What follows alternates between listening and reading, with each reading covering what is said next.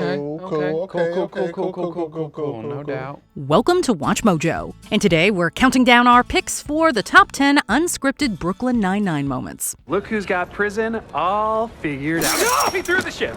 You can't do that! For this list, we're looking at the most notable improvised and otherwise unplanned moments or jokes from the sitcom, including some based on in-jokes that happened behind the scenes. If there's an off-the-cuff moment we forgot, share your noice and smort choices in the comments. Number 10, Little Man. Yo, how much you bench? Seriously. Keith Pembroke, better known as the Vulture, is just the worst. The guy swoops in at the last minute to take credit for the cases the 9-9 has done most of the work on. Happens to the best of us. On my count. 1, 2, 3! I got it from here! Ah! Get up! Get up! Turn around! You have the right to remain silent. Anything you say And it will be used against you in a court of law. Thanks, guys. I got it from here.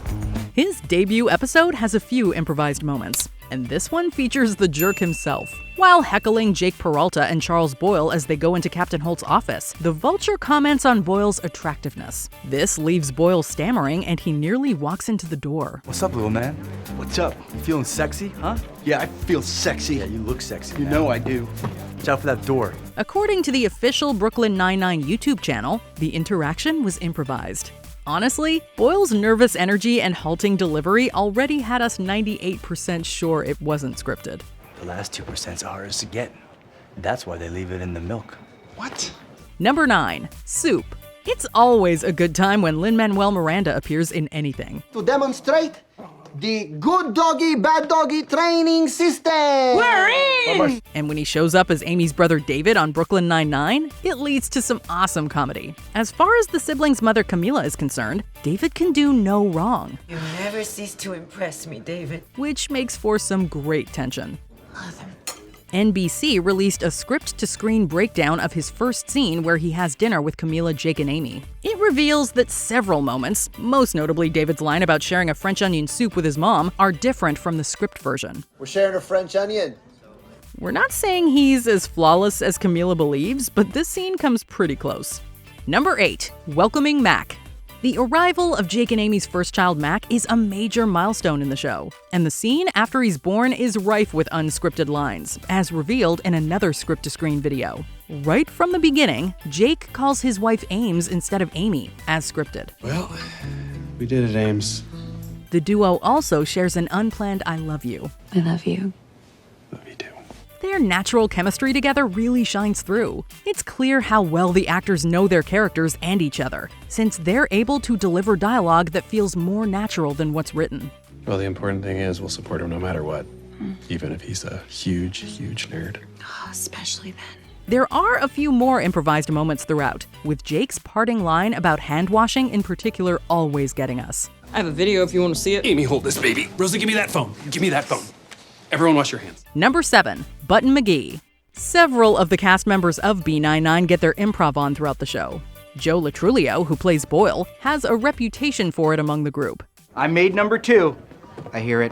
Why would I ever say that? In a SAG interview with the ensemble, they revealed that they call him Button McGee. Is there somebody that just gets off on improvising more than the others? Yeah. These 3 right here.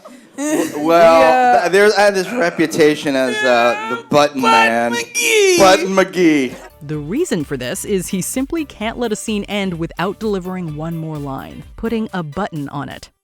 Joe, you feel that moment like in your mind, editing wise, of like, and that's the scene. And then Joe says one more thing. And you're just like, no! While we can't give specific examples, many of them did reportedly make the final cut. So if Boyle has the last word in a scene, it's fairly likely that it wasn't in the script. I came down with a big old Diane Weist infection.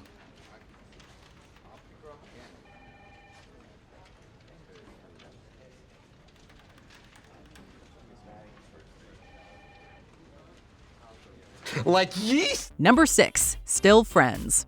Jake doesn't have the best time when he's falsely accused of armed robbery and sent to prison. Look who's got prison all figured out. Oh, he threw the ship! You can't do that! It says a lot when his best friend in the joint is a cannibal Caleb. Although, in Jake's defense, Caleb is actually surprisingly nice, apart from the whole eating people thing. I need to do what I do best. Be a cop, work the case, and figure out where the drugs are on my own. During one scene where Caleb is advising Jake on finding a prison gang's stash, the cannibal brings up the skin suit he made. Jake admits that he likes being friends with Caleb, but would appreciate if he didn't remind him of his nightmarish past. Caleb then affirms that they're friends. Oh, I got really good at threading needles. Back when you were making your skin suit, I know. Look, I like being friends with you, but you have to stop bringing that up. But we're friends. According to an interview with actor Tim Meadows, he did this to make Andy Samberg laugh, and was glad the line made it into the episode. I improvised that one time just because I knew he would laugh, and then they were like, yeah, do it again, and they ended up using it in the show, which is funny. Number 5, titles of your sex tape. Hope it doesn't get too sexual. Uh-oh, I hope it doesn't get too sexual. Title of your sex tape. But seriously, what is taking so long? Also the title of your sex tape. One of the most famous Brooklyn Nine-Nine running gags features characters, usually Jake, coming up with fake, unflattering titles for others, often Amy's, hypothetical adult tapes. Yeek, blast of cold air coming out of that box. Name of Amy's sex tape. Hey man, come on, not cool. These jokes have been a series staple from nearly the beginning, bringing endless laughs to audiences. Yet it turns out they originated not on screen, but behind the camera as an in-joke on set, taking off among the cast. And yes, some of the cream of the crop ended up in actual episodes. I'm horrible at this. When can we stop? I'm horrible at this. When can we stop? I know. Title of my sex tape. There's no way to tell which of them came from where. Title of your sex tape. But regardless, they're all incredibly entertaining. What? Don't gasp for him. What are you doing? I'm sorry, it just slipped out. Title of your sex tape. But yeah, obviously, it's the title of his sex tape. Everyone's taking my stuff. Number 4, Real Laugh. The show's cold opens often feature some of the funniest and most off-the-wall material. One of the earliest sees the detectives comparing the ages of the oldest people they've arrested. You guys see the dude I brought in today? The drug dealer? 81 years old.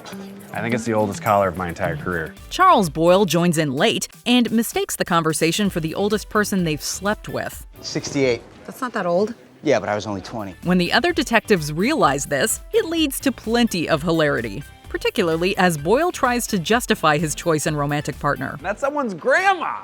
She was, actually. That's how I met her. Went to college with her grandson, Marvin. According to Melissa Fumero, who plays Amy Santiago, Andy Samberg's laughter during the scene was genuine. However, he stayed in character and it made the final cut. We'd have a hard time keeping a straight face, too. Don't knock it till you try. She had a replacement hit with some serious torque. Number 3, yelling 9-9. Given that it's the name of their precinct, the detectives of the 9-9 say their name out loud a lot. 9-9 is in the village. 9-9. However, they're also prone to exclaiming their number in moments of camaraderie or celebration. Thanks to our stellar scores at last year's Tactical Village. 9-9. While this line wasn't a spur-of-the-moment thing, it was derived from one of the cast members. According to Melissa Fumero, Terry Crews actually began this tradition on set, using it to get the cast pumped up during early mornings or late nights. This is a huge opportunity, and we are going to nail it. 9-9! Yeah! The writers ended up including the exclamation in the show itself. Terry loves showing solidarity. 9-9. Discreetly, Jacob. 9-9. Number 2, cool. Jake Peralta may be a bit of a dork, but he's still a cool guy. Or at least, he does say the word cool a bunch. Is rhyming on your no-no list? No? Cool. Whenever he encounters something upsetting or uncomfortable, he tends to repeat the word. The more awkward or distressing the situation, the more he tends to say it. Rule number 3. Let's not have sex right away. Cool. No doubt. In another revelation from Melissa Fumero, apparently Andy Samberg would say this frequently while shooting. The writers incorporated this very cool mannerism into Jake's character as well. You may get painful goiter-like swelling in your neck and often extreme testicular discomfort. Okay. Cool. No doubt. From Samberg to the writers, to his character, to his fellow characters, to us, everyone seems to feel cool about this catchphrase. Everything but the kitchen sink. What did I just say? And that is under Charles. Sure. Before we continue, be sure to subscribe to our channel and ring the bell to get notified about our latest videos. You have the option to be notified for occasional videos or all of them. If you're on your phone, make sure you go into your settings and switch on notifications. Number 1, Hot Damn. Hot Damn was an improv. One of the funniest moments in the show's entire run was pure improv. In this cold open, the squad takes turns guessing why Amy is running late for the first time.